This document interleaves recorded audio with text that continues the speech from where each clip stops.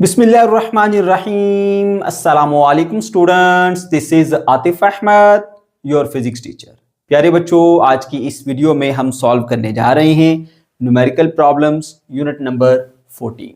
तो चलिए जी स्टार्ट करते हैं प्रॉब्लम नंबर 1 से। बेटा इस प्रॉब्लम में कहा जा रहा है a uranium 238 nucleus undergoes alpha decay. Uranium 238 जो है वो अल्फा डिके करता है emitting an alpha particle with mass 4.00151 atomic mass unit, और अपने अंदर से एक अल्फा पार्टिकल को एमिट करता है जिसका मास इतना है। ठीक है, calculate energy released in this alpha decay process. अब इस अल्फा डिके प्रोसेस में जो एनर्जी रिलीज हुई है उस एनर्जी को हमने कैलकुलेट करना है। इसके अलावा हमें साथ में कुछ इंफॉर्मेशन दी गई है कि speed of light c is approximately 3 multiplied by 10 raised to power 8 meters per second and 1 atomic mass unit यानी जिसको हम U से भी डिनोट करते हैं वो आपके पास approximately 931.5 mega electron volt per c square के बराबर है। तो मेरे बच्चों सबसे पहले डाटा लिखो, फिर मैं आपको प्लान बताता हूं कि किस तरह से आप इसका सोल्यूशन प्लान करेंगे। अब डाटा में बेटा आपको बताया गया है पहली चीज के अल्फा पार्टिकल जो उसमें से एमिट हो रहा है उसका मास कितना है, नोट कर लो। स्पीड ऑफ लाइट c बताई जा रही है, नोट कर लो। एक एटॉमिक मास यूनिट जो है वो किसके बराबर होता है उसे भी आप यहां पर नोट कर लो। ठीक है, मालूम क्या करना है उसे लिखो फाइंड में कि हमें एनर्जी जो रिलीज हुई है यहाँ पे अल्फा डिके के अंदर उसको हम ई से डिनोट कर रहे हैं, वो हमें मालूम करनी है। ठीक है, उसके बाद फिर हम प्लान करेंगे। अब देखो बेटा हमारे पास एटम कौन सा था इनिशियली, यूरेनियम का 238। अच्छा, इसने क्या किया, अल्फा डिके किया, यानी अपने अंदर से अल्फा पार्टिकल को निकाला। अब आप पहले ये सोचेंगे अगर अल्फा पार्टिकल ये निकालेगा तो ये किस एटम में चेंज हो जाएगा। तो यहां पर आपने इक्वेशन लिखनी है। ये लिखा आपने यूरेनियम जिसका एटॉमिक नंबर 92 होता है, मास नंबर होता है 238। जब ये अपने अंदर से अल्फा पार्टिकल को इमिट करता है ना तो अल्फा पार्टिकल का एटॉमिक नंबर इसके एटॉमिक नंबर से माइनस हो जाएगा और अल्फा का मास इसके एटॉमिक मास में से माइनस हो जाएगा। अब देखो अल्फा का जो एटॉमिक नंबर होता है वो 2 होता है क्योंकि अल्फा पार्टिकल आप सब जानते हो कि हीलियम का न्यूक्लियस है। तो 92 में से ना आपने 2 माइनस कर देना है। तो यहां पर जो भी आपका नया एक डाटा न्यूक्लियाई बना है उसका एटॉमिक नंबर 90 होगा। ठीक है, अच्छा अब इसका जो मास है 4, अब 238 में से आपने 4 माइनस कर देना है, पीछे बचा है 234। तो ये बेटा आपके पास एटम आ जाता है थोरियम। इसका मतलब है कि जब यूरेनियम अपने अंदर से अल्फा पार्टिकल को इमिट करता है तो वो जिस न्यूक्लियस में बदलता है वो न्यूक्लियस है थोरियम। इस तरह से आपने उसकी इक्वेशन लिख लेनी है। ठीक है, और साथ में एनर्जी रिलीज होती है, ये आपने लिख लिया। उसके बाद फिर देखो बेटा याद रखो कि जो एनर्जी उसको हम क्रिएट नहीं कर सकते ना उसको हम डिस्ट्रॉय कर सकते हैं। ठीक है, हाँ लेकिन एनर्जी मास एनर्जी में कन्वर्ट हो सकता है, ये हम जानते हैं, है ना। तो आप देखेंगे कि ये हमारा है पेरेंट न्यूक्लियाई, ये स्प्लिट हुआ है थोरियम में और साथ में एक अल्फा पार्टिकल प्रोड्यूस हुआ है। ठीक है, आप चेक कर लें कि क्या इन दोनों का जो मास है और इसका जो मास उसमें कुछ फर्क है। तो आप देखेंगे कि यूरेनियम 238 का मास ज्यादा होगा, इन दोनों का मास जमा भी कर लेंगे तो वो इससे कम होगा, यानी यहां पर मास में कुछ कमी आएगी। वो जो मास में कमी आई है ना बेटा वो मास एनर्जी में कन्वर्ट होगा। ठीक है, और उस मास से कितनी एनर्जी प्रोड्यूस होगी वो हमें इस्तेमाल करनी पड़ेगी आइंस्टाइन की इक्वेशन E = mc² जो कि रिलेट करती है एनर्जी और मास को आपस में। उसको इस्तेमाल करते हुए हम आसानी से एनर्जी मालूम कर लेंगे। तो ये हमारा प्लान है। अब हमने चेक क्या करना है, सबसे पहले इक्वेशन लिख ली, चेक करते हैं कि जब ये रिएक्शन हुआ तो ये जो न्यूक्लियस है इसके मास में कितनी कमी आई। जितने मास में वहां कमी आई है ना वही मास दरअसल एनर्जी में कन्वर्ट हुआ है। ठीक है, तो उसको हम E = mc² के फॉर्मूले से मास से एनर्जी निकालेंगे, बात खत्म, इतना सा काम है बस। ठीक है बेटा, तो चलिए जी सबसे पहले हम निकाल लेते हैं डिक्रीज इन मास या कह लीजिए चेंज जो आया मास में। ठीक है, वही दरअसल एनर्जी में कन्वर्ट हुआ। मैंने यहाँ पर कॉन्सेप्ट लिखा है decrease in mass changes into energy. तो पहले डिक्रीज इन मास को कैलकुलेट कर लेते हैं, उसको हम डेल्टा एम से डिनोट कर लेते हैं। अब ये है हमारा यूरेनियम जो पेरेंट न्यूक्लियाई था। ठीक है, उसका मास, उसमें से ये दोनों माइनस कर दो, mass of thorium minus mass of alpha particle, दोनों माइनस कर दो। तो मास ऑफ यूरेनियम देखो, अब ये यहां पर जो हम मास याद रखते हैं ना, ये जैसे मैंने ऊपर लिखा हुआ है जी 238 234, ये एग्जैक्ट मैसेज नहीं होते, आपने एग्जैक्ट मैस टेबल से लेने। अगर आपको वो वैल्यू याद नहीं होगी तो आप परेशान होने की जरूरत नहीं है। ये आपको क्वेश्चन में अगर न्यूमेरिकल देगा तो साथ में ये वैल्यूज भी दे देगा, क्योंकि ये वैल्यूज याद रखना आसान काम तो नहीं ना कि आप मुख्तलिफ आइटम्स है किस किस की आप याद रखेंगे, तो ये साथ में आपको दे दी जाएगी। ठीक है, ओके। तो यहाँ पे मास ऑफ यूरेनियम, उसका एग्जैक्ट मास कितना है जी यूरेनियम का। ठीक है, अब वो मैंने लिखा हुआ यूरेनियम का मास की, यहां से देख के पेपर में ना आपने यहां लिख लेना है। ठीक है। उसके बाद फिर मास ऑफ थोरियम, वो भी आपको दिया गया होगा, क्योंकि याद तो नहीं रख सकते इतना मुश्किल नंबर, तो वो आप यहाँ पे लिख देंगे। फिर अल्फा पार्टिकल का मास उसने क्वेश्चन में ही दे दिया था, वो आप यहाँ पे लिख दोगे, ठीक है। और उसके बाद फिर आप इसके मास में दोनों का मास निकालोगे, तो आपको मिलेगा 5.677 मल्टीप्लाई 10⁻³ चाहो तो इसको पावर हटा के वो 0.00 में करके भी लिख सकते हो, कोई एतराज नहीं है, ठीक है। तो ये बेटा आपके पास एक मास आ गया, ठीक है, ओके। उसके बाद फिर आपने क्या करना है, ये आपको पता चला कि ये मास में कमी आई है, ठीक है। तो वो जो मास में कमी आई है वही मास एनर्जी में कन्वर्ट होगा, तो E = mc² का फॉर्मूला लगा दो, ठीक है। यहां पे आ गया आपके पास ये मास, ठीक, और साथ में c²। तो अब जो यहां पर आपने ये देखा, ये U लिखा हुआ है, एटॉमिक मास यूनिट, तो उसने क्वेश्चन में बताया कि 1 U जो है वो बराबर होता है 931.5 मेगा इलेक्ट्रॉन वोल्ट पर c²। तो वो आपने इस U की जगह पे आपने इस इसका यूनिट समझ लो कि यूनिट बदल दिया आपने, ठीक है। तो आपने इस यूनिट में इसको लिख दिया, ठीक है। तो फिर आप इसको सिंप्लीफाई करेंगे, ठीक है। ये c² इस c² से कट जाएगा, क्योंकि ये डिनोमिनेटर में c² आ रहा है, c² से कट गया, और इसको आप इससे मल्टीप्लाई करेंगे कैलकुलेटर से, मिलेगा 5.28 मेगा इलेक्ट्रॉन वोल्ट, और यही हमारे पास इसका राइट आंसर है। Problem number 2, a carbon 14 nucleus undergo minus beta decay. एक कार्बन 14 का जो न्यूक्लियस है वो माइनस बीटा डिके करता है, इमिटिंग बीटा पार्टिकल, और बीटा पार्टिकल को इमिट करता है, यानी इलेक्ट्रॉन इमिट करेगा, ठीक है, विद एन निग्लिजिबल मास, जिसका मास तकरीबन ना होने के बराबर, ठीक है। Calculate energy released in beta minus decay process. अब इस बीटा माइनस डिके प्रोसेस में जो एनर्जी रिलीज हुई है ना बेटा, वो आपने कैलकुलेट करनी है, ओके। और साथ में आपको एक इंफॉर्मेशन दी जा रही है, speed of light c is approximately 3 × 10⁸ metre per second, यानी स्पीड ऑफ लाइट इतनी है। तो डाटा नोट करो, फिर बताता हूं कैसे सॉल्व करना है। c आपको एक वैल्यू दी जा रही है, c की वो नोट कर लो यहाँ पर, ठीक है। और यहाँ पे आपको एक वर्बल इंफॉर्मेशन दी जा रही है कि कार्बन 14 जो है वो बीटा माइनस डिके करता है, ठीक है। अच्छा जी, मालूम क्या करना है, इस बीटा माइनस डिके के दौरान एनर्जी मालूम करनी है, E, ये हमारी रिक्वायरमेंट है, ठीक है बेटा, ओके जी। अब यहाँ पे सबसे पहले सोचेंगे कि कौन सा आपके पास पेरेंट न्यूक्लियस था, वो था बेटा आपके पास कार्बन 14, ठीक है। क्या किया इसने, बीटा माइनस किया, यानी अपने अंदर से इलेक्ट्रॉन को एमिट किया। तो आप इसकी इक्वेशन बनाओ। इक्वेशन कैसे बनाओगे, आप इस मेन एटम को ना यहाँ लिखो, कार्बन है ना, एटॉमिक नंबर 6 होता है, मास नंबर उसने बता दिया 14, ठीक है। अब इसने बीटा माइनस डिके किया, यानी अपने अंदर से इलेक्ट्रॉन को इमिट करेगा, तो इलेक्ट्रॉन का एटॉमिक नंबर होता है -1, मास नंबर होता है 0, ठीक है। तो आपने सबसे पहले ये लिखना है, उसके बाद फिर एरो लगा के ये चीज लिख देनी है जो उसमें से एमिट हुई है। उसके बाद देखोगे यहां पर कौन सा एटम आएगा, वो कैसे पता लगेगा, इसके एटॉमिक नंबर से इसका एटॉमिक नंबर माइनस कर दो, 6 माइनस -1, यानी एक साइड पे कर लो, 6 माइनस -1 तो बन जाएगा 6 + 1 दैट इज 7, ठीक है। तो जो भी एटम होगा उसका एटॉमिक नंबर 7 होगा। अब इसके मास में से मास निकालो, 14 - 0, तो 14 - 0 मतलब 14। तो अब एक ऐसा एटम होगा जिसका एटॉमिक नंबर 7, मास नंबर 14, तो वो होता है नाइट्रोजन। तो फटाफट से यहां लिख दोगे नाइट्रोजन, ठीक है। और साथ में यहां पर एक एंटी न्यूट्रिनो भी प्रोड्यूस होता है, वो भी लिख लेंगे आप, सही है। ये आपके पास बेटा इक्वेशन बन के आ गई है, ओके। अच्छा जी, अब देखिए इस प्रोसेस के दौरान कितनी एनर्जी रिलीज हुई है वो हमने मालूम करनी है, कितनी एनर्जी रिलीज हुई है, ओके। क्या तरीका है, जैसे पहले किया था कि भाई ये आपके पास है पेरेंट न्यूक्लियस, ठीक है, इसका मास, और ये जो आपके पास डाटर न्यूक्लियस है और इसके साथ एसोसिएटेड पार्टिकल जितने भी है, इन सब का मास, इनका फर्क मालूम करो, ठीक है। अगर इन सब का मास जो है वो इससे कम होगा तो इसका मतलब ये हुआ बीच में कुछ जो मास में कमी आई है वो मास कन्वर्ट हो गया एनर्जी में। तो आप पहले चेक करोगे कि कितना मास कम हुआ है, वही मास जो है वो फिर एनर्जी में कन्वर्ट हुआ है। तो आप E = mc² का फॉर्मूला लगाओगे और उस मास को एनर्जी में कन्वर्ट करोगे और बता दोगे भाई इतनी एनर्जी रिलीज हुई है, ठीक है। लेकिन अब जरा थोड़ा ध्यान से सुने, इस क्वेश्चन में गलती हो जाती है अक्सर बच्चों से। देखो भाई यहां पर ना आपने मास में जो चेंज आया वो निकालना है। अब याद रखो बीटा माइनस डिके में सिर्फ और सिर्फ आपने क्या करना है, इस पेरेंट न्यूक्लियस का जो मास है या एटम का जो मास है, ये जो आपके बस इसको पूरे एटम का मास ले लोगे और इस पूरे एटम का मास ले लोगे, इन दोनों एटम्स के मास को माइनस कर दोगे, ठीक है। और वही आपके मास जो है वो बराबर होगा चेंज इन मास के। इसमें इलेक्ट्रॉन का मास जो है ना वो सब्ट्रैक्ट नहीं करोगे, क्यों, मैं उसकी वजह बताता हूं।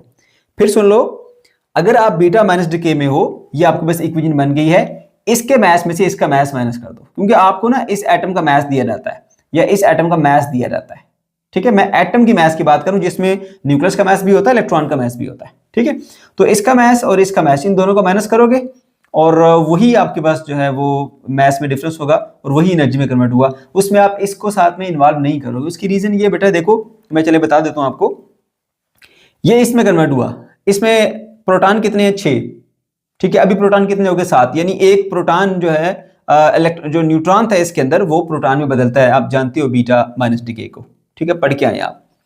ओके, तो ये 6 से 7 पे गया। अब इसमें जो इलेक्ट्रॉन थे वो कितने थे? 6। प्रोटॉन 6, इलेक्ट्रॉन भी 6 होते हैं। यहां पर जो है वो आपने इसका पूरा मास लिया, यानी 6 इलेक्ट्रॉन के साथ। ठीक है, अब ये 6 इलेक्ट्रॉन इधर ट्रांसफर हुए हैं, ठीक है ना। उसके बाद फिर एक जो उसके अंदर प्रोटॉन न्यूट्रॉन था वो प्रोटॉन में बदला, साथ में एक और इलेक्ट्रॉन प्रोड्यूस हुआ, वो हमने साइड पे रखा हुआ है। लेकिन हमने जो यहाँ पे मास डाला हुआ है वो 7 इलेक्ट्रॉन के बराबर डाल दिया हमने। ठीक है, इसलिए इस इलेक्ट्रॉन को काउंट नहीं करना, वो ऑलरेडी यहां काउंट हो गया है। मेरी बात समझ गए हो? यहां कार्बन के पास 6 इलेक्ट्रॉन थे, ये कार्बन नाइट्रोजन में कन्वर्ट हुआ ना, तो 6 इलेक्ट्रॉन लेके जहां जाएगा। लेकिन जब हम नाइट्रोजन का जो मास टेबल से देख के पुट करते हैं ना यहां पर, वो 7 इलेक्ट्रॉन के बराबर, यानी 7 इलेक्ट्रॉन को शामिल करते हुए मास लिया गया होता है। तो इसलिए फिर दोबारा से इस इलेक्ट्रॉन को बीच में से हमने माइनस नहीं करना, वो ऑलरेडी हमने इधर एक ज्यादा काउंट कर लिया हुआ, तो इसलिए हम यहां नहीं काउंट करेंगे। मेरी बात समझ गए हो ना? 6 इलेक्ट्रॉन यहां से ही लेके आया था, नाइट्रोजन बन गया, इलेक्ट्रॉन 6 ही थे, है ना। लेकिन हमने जो मास नंबर डाला है वो तो 7 के मुताबिक डाला हुआ है, तो वो जो 7वां इलेक्ट्रॉन था वो ये वाला, इसलिए हम दोबारा इसको फिर काउंट नहीं करेंगे। तो याद रख लो, मैंने यहाँ मेंशन भी किया है कि don't subtract mass of electron during beta minus decay because it is already subtracted. ठीक है, जब आप इसके मास में से इसका मास माइनस कर दोगे तो वो ऑलरेडी इलेक्ट्रॉन सब्ट्रैक्ट हो जाता है, इसको अलग से माइनस करने की जरूरत नहीं है। ये वो सबसे बड़ी गलती जो बच्चे करते हैं। और अगर आपको मेरी बात पे यकीन नहीं आ रहा तो ठीक है, कर लो इसको भी सब्ट्रैक्ट। लिखो ये वाला मास, फिर ये वाला मास, फिर साथ में लिखो माइनस इलेक्ट्रॉन का मास, तो आपके पास जो रिजल्ट आएगा ना वो नेगेटिव आएगा एनर्जी। अब कैलकुलेट करके देख लो, आपका आंसर नेगेटिव में आएगा, और नेगेटिव आ नहीं सकता क्योंकि यहां एनर्जी रिलीज हुई है, रिक्वायर्ड नहीं है। मेरी बात समझ गए? इसलिए इलेक्ट्रॉन को शामिल नहीं करोगे। ठीक है, अक्सर बच्चे ये गलती करते हैं और ये बहुत सारी जगहों पे ये इस तरह की मिस्टेक आपको नजर आएगी। और वो उन्होंने इलेक्ट्रॉन का वो मास पुट किया होता है जी 0.0005484 इस तरह करके। ठीक है, तो वो फिर बाद में आंसर जब देखते हैं ना तो वो नेगेटिव आता है, फिर वो नेगेटिव को इग्नोर कर रहे होते हैं, लेकिन इग्नोर नहीं कर सकते नेगेटिव को। यहाँ एनर्जी रिलीज हुई है, रिक्वायर्ड नहीं है। पॉजिटिव का मतलब एनर्जी यहाँ रिलीज हुई है, नेगेटिव का मतलब एनर्जी रिक्वायर्ड है, जबकि यहाँ एनर्जी रिलीज हुई है। इसलिए बता रहा हूं बेटा, ये कंसेप्चुअल पॉइंट है, अक्सर बच्चों के ये गलती होती है, तो ये गलती आपने नहीं करनी। ओके, तो यहां पर मैंने क्या किया, mass of carbon 14 minus mass of nitrogen 14, दोनों को माइनस करूंगा। इसका ये मास होता है, आपको दिया जाएगा, ये अब जहरी सी बात है, याद तो नहीं रख सकते आप ना, तो आपको दी जाएंगी ये वैल्यूज, इसका यूनिट यू। तो यहां पर मैंने मेंशन कर दिए, यहां पर मेंशन कर दिए। ठीक है, आपको पेपर में दिए जाएंगे वैल्यू, अगर ऐसा न्यूमेरिकल आया तो दोनों को माइनस करो, सिर्फ एटॉमिक मासेस को इनके, तो आपको पास आएगा 0.00168 यू। ठीक है, ओके, ये आ गया आपके पास चेंज इन मास। ओके, अब क्या करना है, आपने इसको एनर्जी में कन्वर्ट करना है। E is equal to mc square का फॉर्मूला है हमारे पास। ठीक है, तो लगाएंगे E is equal to mc square, तो ये आ गया डेल्टा m 0.00168। ठीक है, साथ में u लिखना भूल गया हूं मैं, चलो मैं u दोबारा लिख देता हूं, u और साथ में c स्क्वायर। ठीक है, ओके, अब इस u की वैल्यू जो है वो आपको पुट करनी पड़ेगी ताकि ये c स्क्वायर जो है वो कट जाए, वरना आपको बड़ी लंबी चौड़ी कैलकुलेशन करनी पड़ेगी। तो हम जानते हैं कि 1 atomic mass unit is equal to 931.5 mega electron volt per c square. ठीक है, तो यहां पर मेरे बच्चों आपने इस u की वैल्यू पुट कर देनी है 931.5 mega electron volt per c square, right. और उसके बाद फिर क्या होगा, इसका c स्क्वायर इसके c स्क्वायर से कट जाएगा और आपका काम आसान होगा, अदरवाइज आपको ये वैल्यूज पुट करके बड़ा लंबा चौड़ा करना पड़ेगा। ठीक है, ओके जी, तो इस तरह से मेरे बच्चों अब आप इस वैल्यू को इससे मल्टीप्लाई करोगे, कैलकुलेटर में मिलेगा 0.156492 मेगा इलेक्ट्रॉन वोल्ट, क्योंकि c स्क्वायर से कट गया था। ठीक है, सो यही आपके पास बेटा वैल्यू, जिसको अप्रोक्सीमेटली लिख सकते हो 0.155 मेगा इलेक्ट्रॉन वोल्ट। और आप गूगल पे जाके इसको वैसे जनरली एक क्वेश्चन करें उससे कि अगर हम एक बीटा नेगेटिव डिके लेते हैं जिसमें कार्बन 14 जो है वो नाइट्रोजन 14 में कन्वर्ट हो जाता है, साथ में एक इलेक्ट्रॉन को इमिट करता है, तो वो कितनी एनर्जी इमिट करेगा, तो ऑलमोस्ट आपको इतनी मिलेगी 0.155 मेगा इलेक्ट्रॉन वोल्ट। ठीक है बेटा। Problem number 3, a nucleus undergoes gamma decay. एक न्यूक्लियस जो है वो गामा डिके करता है, इमिटिंग गामा रेज फोटोन, और अपने अंदर से गामा रेज फोटोन को इमिट करता है with energy 2 mega electron volt. अब उन गामा रेज की जो एनर्जी बताई जा रही है वो 2 मेगा इलेक्ट्रॉन वोल्ट है। Calculate frequency and wavelength of this gamma rays. अब उन गामा रेज की फ्रीक्वेंसी कैलकुलेट करनी है और वेवलेंथ कैलकुलेट करनी है। इंतहाई आसान क्वेश्चन है बेटा, डाटा नोट कीजिए बेटे। एनर्जी बताई जा रही है 2 मेगा इलेक्ट्रॉन वोल्ट, क्योंकि 2.00 जो है ना वो 2 ही होता है, ठीक है ओके। और आपको फ्रीक्वेंसी जो है वो मालूम करनी है और वेवलेंथ मालूम करनी है, ठीक है बेटा। अच्छा ऐसा करो कि पहले इसको ना जौल के फॉर्म में लिख लो एनर्जी, क्योंकि हमें जरूरत पड़ेगी आगे चल के, ठीक है। नहीं भी करोगे तो बाद में करना तो पड़ेगा ही आपको। ये जो मेगा है ये एक प्रीफिक्स है, इसकी वैल्यू होती है 10⁻6 प्लस का, लिख दिया, साथ में इलेक्ट्रॉन वोल्ट आ गया, ठीक है।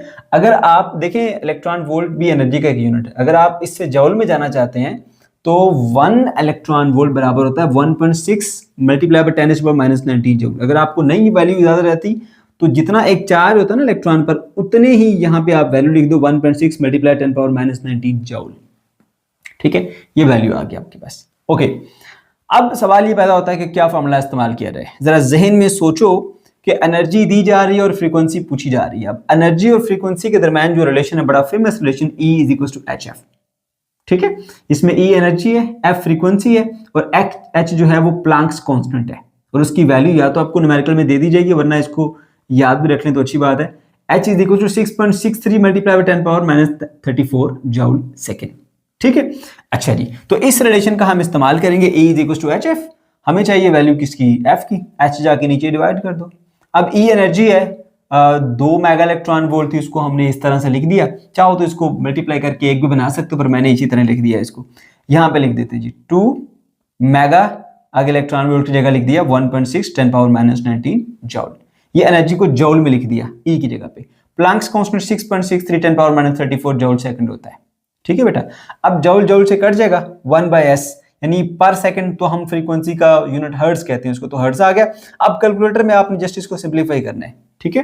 कैलकुलेटर में वैल्यूज डालिए और कैलकुलेट कीजिए, आपको जवाब मिलेगा 4.82 मल्टीप्लाई बाय 10⁻20 हर्ट्ज, ठीक है। ये फ्रीक्वेंसी आ गई।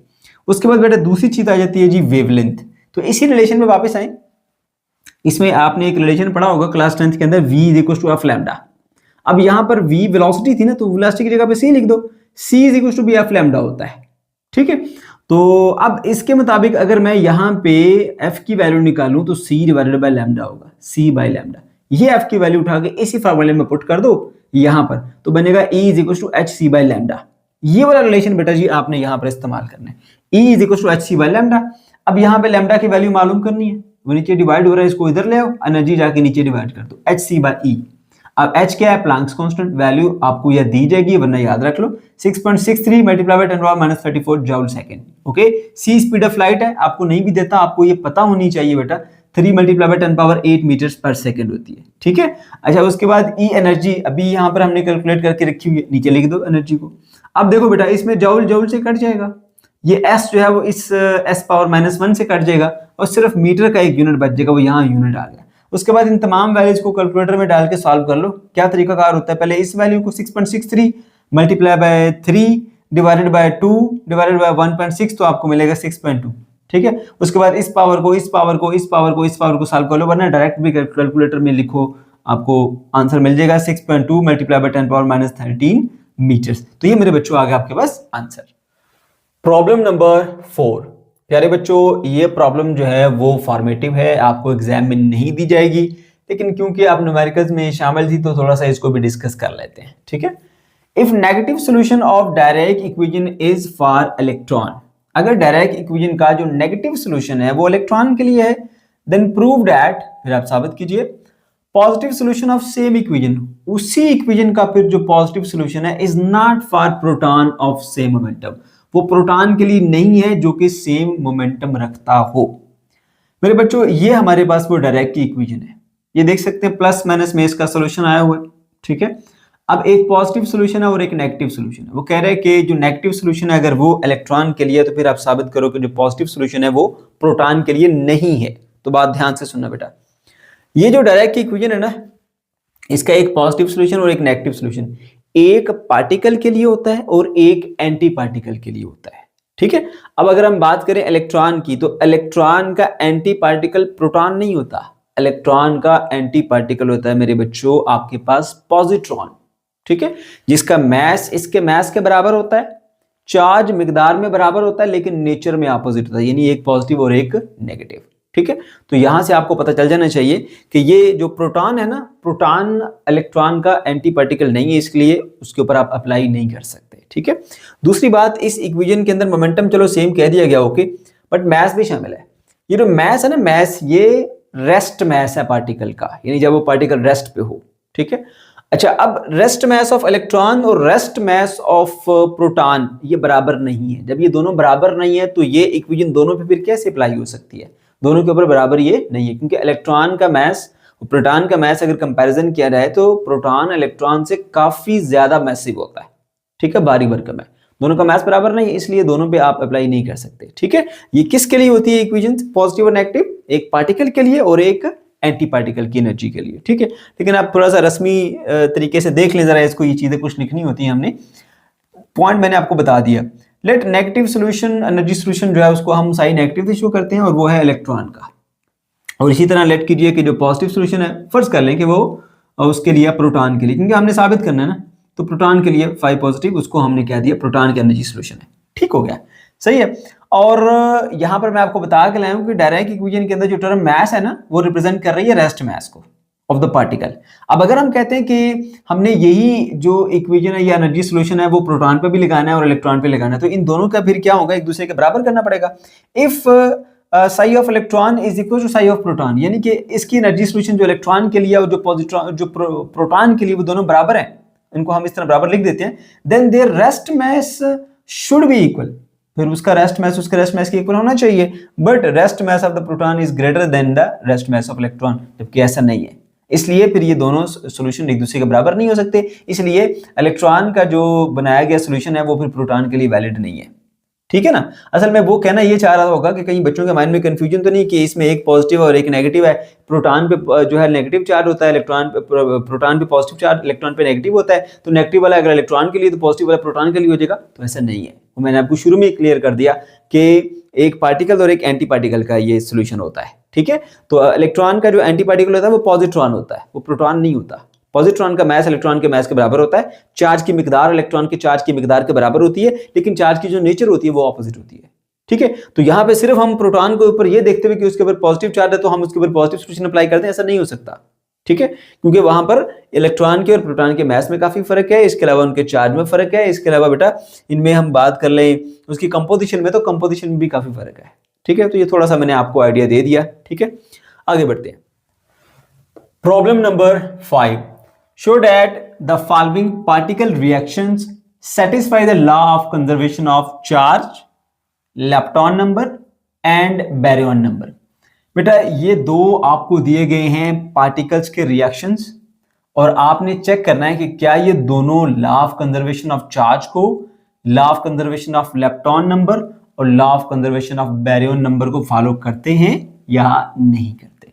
अब इस क्वेश्चन को बेटे सॉल्व करने के लिए आपके पास प्रॉपर इंफॉर्मेशन होनी चाहिए पार्टिकल्स के नाम की, उनके चार्ज की, उनके लेप्टॉन नंबर, उनके बैरियन नंबर, तभी आप इसे सॉल्व कर पाएंगे। ठीक है, तो पहले उनको अच्छे से याद कर लीजिएगा। तो चलिए जी स्टार्ट करते हैं। मैं एक को इस तरफ लिख लेता हूं, दूसरे को इस तरफ लिख लेता हूं, और पहले चेक करता हूं कंजर्वेशन ऑफ चार्ज। ठीक है, तो बेटा ये जो पायोन है, पायोन नेगेटिव, उसके ऊपर -1 चार्ज होता है, प्रोटॉन +1 चार्ज होता है, काउन पॉजिटिव पे +1 और काउन नेगेटिव पे -1 चार्ज होता है। इसके अलावा जो न्यूट्रॉन है उस पर कोई चार्ज नहीं होता। इनके चार्जेस दिख लो। अब इधर टोटल निकालो, +1 -1 0, इधर +1 -1 0, 0 + 0 is 0, तो मतलब दोनों तरफ बैलेंस है, कंजर्व्ड है।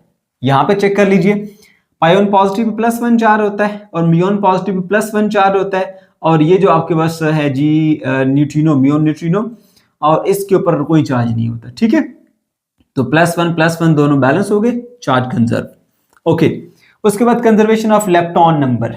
ठीक है, लेप्टॉन नंबर मतलब सिंपली आपने याद रखना है कि आपके पास जो 6 मेंबर है ना इलेक्ट्रॉन ग्रुप के, जिसमें आपके पास इलेक्ट्रॉन था, म्यून था, इसके अलावा बेटा वो था टाउ था, और इनके न्यूट्रिनो, इलेक्ट्रॉन न्यूट्रिनो, म्यून न्यूट्रिनो और टाउ न्यूट्रिनो, ये जहां पर होंगे उसका इलेक्ट्रॉन नंबर 1 होगा, नहीं होंगे तो इलेक्ट्रॉन नंबर 0। अब ये पायोन है, नहीं है, वो उस ग्रुप में से नहीं है, 0। प्रोटॉन उस ग्रुप में से नहीं है, 0। काउन नहीं है, 0। काउन पॉजिटिव नेगेटिव दोनों नहीं है, 0। न्यूट्रॉन भी नहीं है क्योंकि ये बैरियन होता है, तो एक भी उस 6 में से नहीं लिया गया, तो सारे के सारे यहाँ पे electron number 0, electron number 0, electron number 0, इनमें कोई इलेक्ट्रॉन नहीं पाया जाता, 0 0 दोनों तरफ बैलेंस कंजर्व। फिर आए कंजर्वेशन ऑफ इलेक्ट्रॉन दूसरी इक्वेशन के अंदर। अब यहाँ पे आपके पास पायोन है और उसके बाद फिर आपके पास है जी एक म्यून पॉजिटिव और फिर एक जो है वो आ गया आपके पास इलेक्ट्रॉन म्यून न्यूट्रिनो।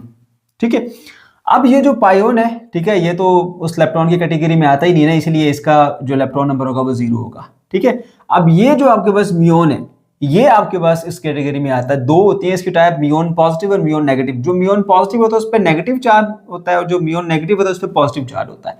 अब ये म्यून पॉजिटिव, इसके ऊपर -1 चार्ज, और ये जो आपके पास है जी चार्ज कह रहा हूँ, सॉरी, उसका इलेक्ट्रॉन नंबर, सॉरी गलती से मैंने चार्ज बोल दिया। म्यून पॉजिटिव का इलेक्ट्रॉन नंबर जो है वो -1 और म्यून नेगेटिव का जो इलेक्ट्रॉन नंबर होता है वो +1 होता है। तो इलेक्ट्रॉन नंबर इसका बेटा -1।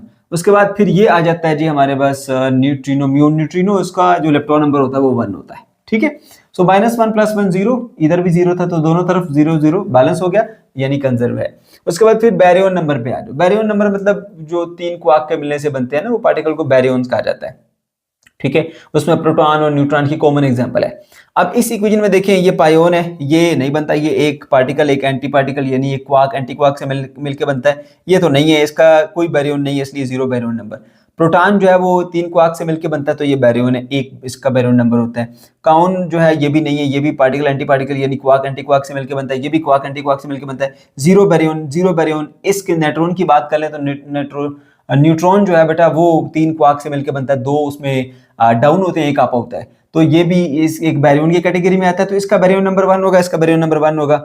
अब ये 0 + 1 1, 0 0 + 1, तो ये भी 1, तो दोनों तरफ कंजर्व रहा। उसके बाद फिर इस तरफ आ जाइए, पायोन है। पायोन जो है वो बेसिकली क्वार्क एंटी क्वार्क से मिलकर बनता है। ठीक है, तो नहीं है जी, बैरियन नंबर इसका है, बैरियन नहीं है, ये बैरियन नंबर 0। ये म्यून है, ठीक है, पॉजिटिव ये तो है ही, बेसिकली आपके पास एक कह लीजिए इलेक्ट्रॉन की कैटेगरी का, तो ये भी नहीं होता इसका बैरियन नंबर। तो ये भी इलेक्ट्रॉन की कैटेगरी का है, ये इसका भी कोई बैरियन नंबर नहीं होता, इसलिए 0 + 0 0 और ये भी 0, तो आपके पास ये भी क्या रहा, कंजर्व रहा।